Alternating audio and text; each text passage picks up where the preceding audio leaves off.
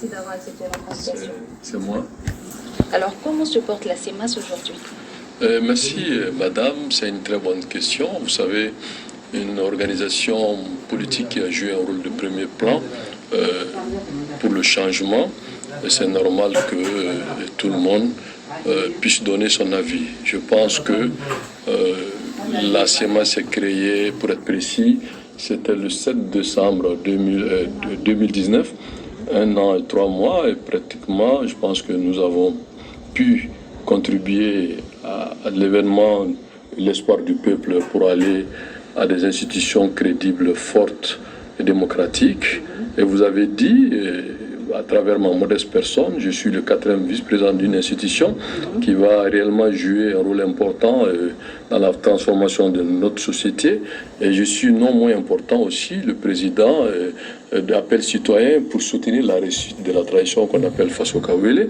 Et il y a des milliers de Maliens qui croient à mon leadership et qui ont créé des clubs de soutien qui s'appellent des amis et des sympathisants quasi. Donc aujourd'hui, je pense que tout ça, c'est lié à travers la CEMAS. Donc pour moi, c'est une crise de croissance. D'accord. Alors depuis ce matin, il y a des informations persistantes selon lesquelles Issa Kaouldjim ne serait plus le coordinateur général de la CEMAS.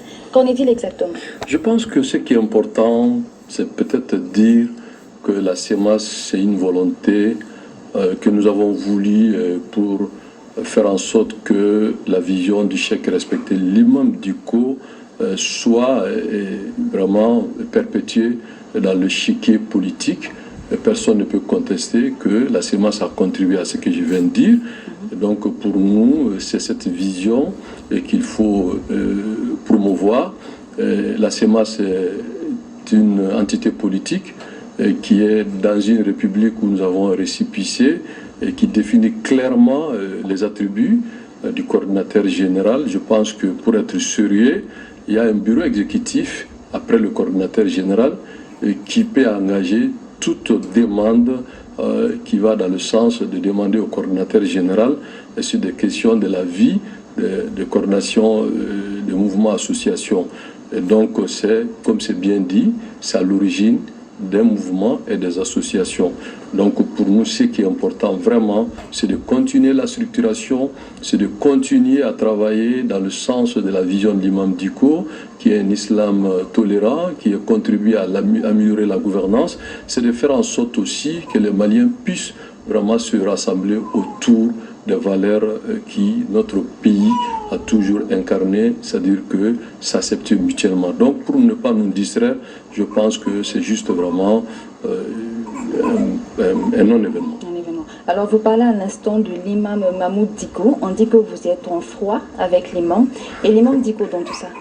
Je pense que beaucoup de gens font des spéculations conjoncturelles et je comprends aussi les appétits des uns et des autres de se faire remarquer. Je ne veux pas abuser de votre temps. J'ai eu des relations avec l'imam Dicko il y a plus de 20 ans. Rappelez-vous que je suis aussi directeur, promoteur, puis fondateur de structures de formation d'éducation islamique. Donc, qui, à travers ça, et je suis aussi rentré au Conseil islamique pendant 5 ans à côté du cheikh respecté, qui m'a fait le plaisir, l'honneur d'être son porte-parole. Et pendant sa mission de bons offices dans le centre, j'étais avec lui. Et après, quand il a fini ses 2 mandats, j'ai décidé, vraiment avec une vision qu'il a acceptée, vraiment de créer cette dynamique qui est, comme je viens de le dire, de promouvoir ce qu'il a toujours apporté à ce pays, une vision éclairée, un sens vraiment responsable d'une lecture. Et donc pour nous, quand vous créez une organisation politique, tous les coups sont permis, je deviens un enjeu. Donc du coup, parler de mes relations avec l'imam Dicko sans prétendre parler de ma vie privée, cela n'est pas là, je ne suis pas là pour parler de ça. Mes relations avec l'imam Dicko, c'est pas seulement la CEMAS, c'est une relation vraiment de 20 ans de plus, que j'ai beaucoup appris à ses côtés, que je respecte l'homme dans cette dimension, mais aujourd'hui c'est vrai que je prends de l'ascension et ça se comprend que les gens font de la spéculation et donc c'est de très bonnes relations humaines et ne pas oublier aussi que j'ai donné le nom de mon propre fils à l'imam Diko. Peut-être que d'autres diront aussi que j'ai sa fille, je ne vais pas jusque-là. Ce qui affirme que ça va entre vous. Alors ceux qui ont animé une conférence de presse ce matin affirment avoir l'assentiment de la majorité des structures CEMAS à travers le pays. Vous pensez que, vous allez voir sur les réseaux sociaux, ça c'est un communiqué du bureau exécutif qui réaffirme son soutien au coordinateur général, et puis les statuts et règlements intérieurs donnent des prérogatives au président. Je suis le coordinateur général, c'est le titre de président en quelque sorte, et donc je suis devant la loi le seul principal et l'unique, dans le sens que je peux engager la CEMAS devant les autorités politiques, devant les autorités publiques, et puis à l'intérieur comme à l'extérieur, et après c'est le bureau exécutif qui est la coordination nationale.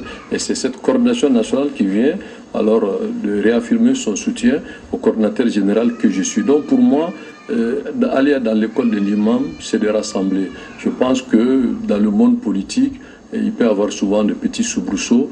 L'essentiel pour nous, c'est de continuer la structuration. Il y a 3 semaines, j'étais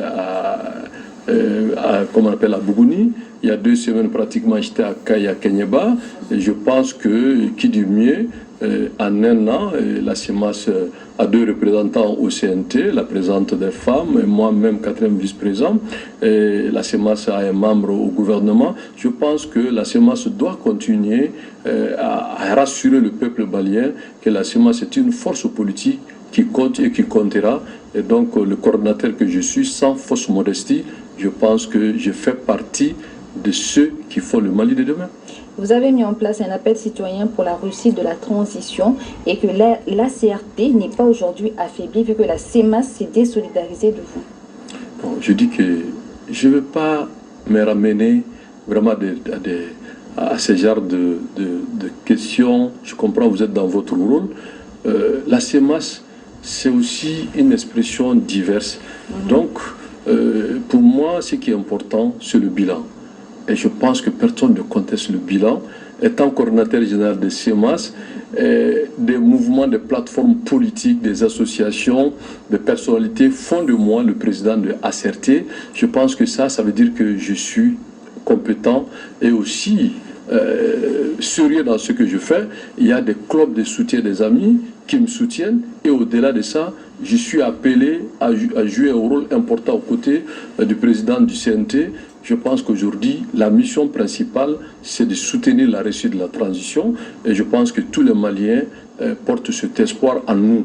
Donc pour moi, vraiment, le plus important, c'est d'avancer sereinement, mais c'est d'avancer efficacement pour ne pas décevoir les Maliens qui sont plus de 20 millions pour certains, pour d'autres 18 millions. Je pense que nous n'avons pas le droit de décevoir ces 18 millions ou 20 millions de Maliens. Le vrai débat, c'est de contribuer à la réussite de la transition. Et un des intervenants à la conférence de ce matin regrette un de vos propos contre les M5 RFP. Est-ce que cela ne donne pas raison au mouvement du 5 juin? Je pense que tout ça, c'est d'essayer de me ramener en arrière, madame. Pour moi, je ne rentre plus dans les polémiques stériles. Je suis responsable, un homme d'État aujourd'hui. Je porte la casquette d'un homme d'État et je suis aussi président d'une coalition qui soutient la réussite de la transition. Au-delà de ça, je suis aussi vraiment porté par des hommes, des femmes de tous bords qui croient à mon leadership. Donc je ne peux pas me ramener vraiment à des querelles de personnes. Pour nous, ce qui est important vraiment, c'est de continuer à contribuer à l'essor, à l'émergence d'un Mali démocratique, un Mali réunifié, un Mali aussi qui va jouer pleinement son rôle dans le concert des nations. Donc on ne peut pas jouer un rôle de premier plan dans le changement et s'attendre vraiment que les gens vont vous applaudir. Donc je comprends ça, mais ce qui compte, c'est vraiment ce que les Maliens pensent de moi en général. Et nous sommes presque à la fin de notre entretien. Quel est votre dernier mot? Mon dernier mot, peut-être, c'est d'appeler tout le monde à la sagesse et surtout cette sagesse qui est tirée du leadership de l'imam Diko. Parce que pour moi, la seule personne, de mon point de vue, qu'au-delà de l'égalité et légitimité fondée sur les textes, je pense que seul l'imam Diko, parce qu'il n'y a pas de CEMAS sans l'imam Diko. Donc je pense que tout ce que l'imam Diko ne dira pas pour moi, c'est un non-événement. Donc j'appelle tout le monde à aller à la sagesse de l'imam Dicko. Merci d'avoir accepté notre invitation. Je vous en prie. Je rappelle que nous étions avec M. Issa Kaoudjim, coordinateur général de la CEMAS, la coordination des mouvements et sympathisants de l'imam Mahmoud Dicko et 4e vice-président du Conseil national de